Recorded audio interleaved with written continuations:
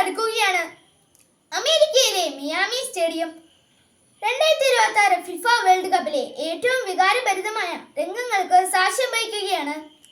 ജനകോടികളുടെ രോമാഞ്ചമായ കാൽപന്ത് കളിയുടെ മഹാരാജാവ് ലയണൽ മെസ്സിയുടെ 5ലധികം ഷോട്ടുകളാണ് കരിങ്കയിൽ ഭിത്തിയിലടിച്ച് തെറിക്കുന്നത് പോലെ ഗോൾ മുഖത്തിന്റെ നാനാവശങ്ങളിലേക്കും ചിതറി വീഴുന്നത്.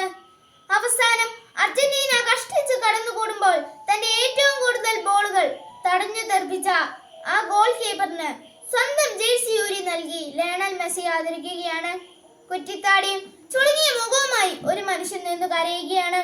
5 ലക്ഷത്തിലധികം മാത്രം ജനങ്ങളുള്ള തന്റെ കൊച്ചു രാജ്യത്തിന്റെ വിലാസം ആകാശത്തോളം ഉയർത്തിയ കളിക്കളത്തിലെ ആ കാരണവരുടെ പേര് ജോസിമർ ജോസെ എവോറാഡൈസ് എന്നാണ്. എന്നാൽ അയാൾ ഇന്ന് ലോകമെമ്പാടും അറിയപ്പെടുന്നത് കുഞ്ഞുമുത്തശ്ശി എന്ന അർത്ഥം വരുന്ന വൊസീഞ്ഞോ എന്ന ഓമന പേരിലാണ്.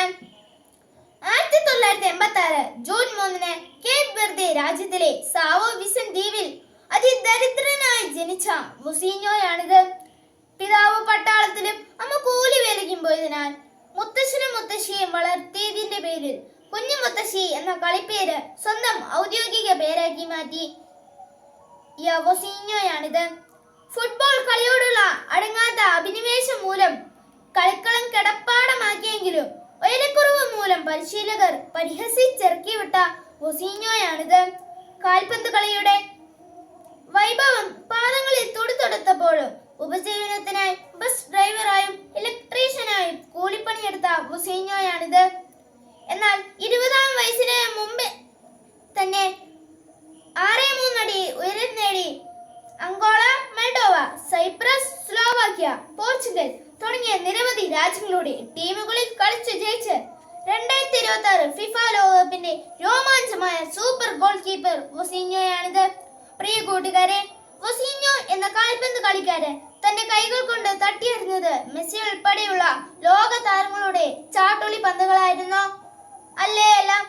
കളിക്കളത്തിൽ അയാൾ സാഗോദം സശ്രദ്ധം ഗോൾ മുഖത്ത് മിഴി പൂട്ടാതെ നിന്ന് നാനാവശങ്ങളിൽ നിന്നും പലരും വീശിയടിച്ച പന്തുകൾ കൃത്യമായി തട്ടിമാറ്റിയിട്ടുണ്ട്.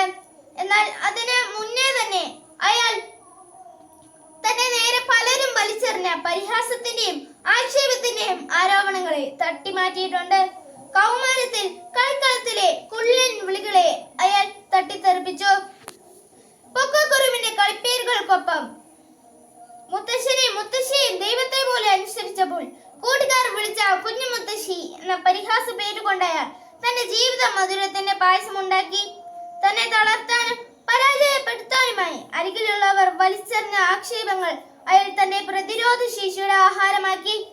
കൂട്ടുകാരെ, ജീവിക്കാനും അതിജീവിക്കാനും നിങ്ങൾ പരിശ്രമിക്കുമ്പോൾ നിങ്ങളുടെ പരിസരത്തു നിന്നും ഉയരുന്ന പരിഹാസങ്ങളെ പായസം പോലെ രുചിച്ചേർക്കാൻ നിങ്ങൾക്ക് കഴിയും.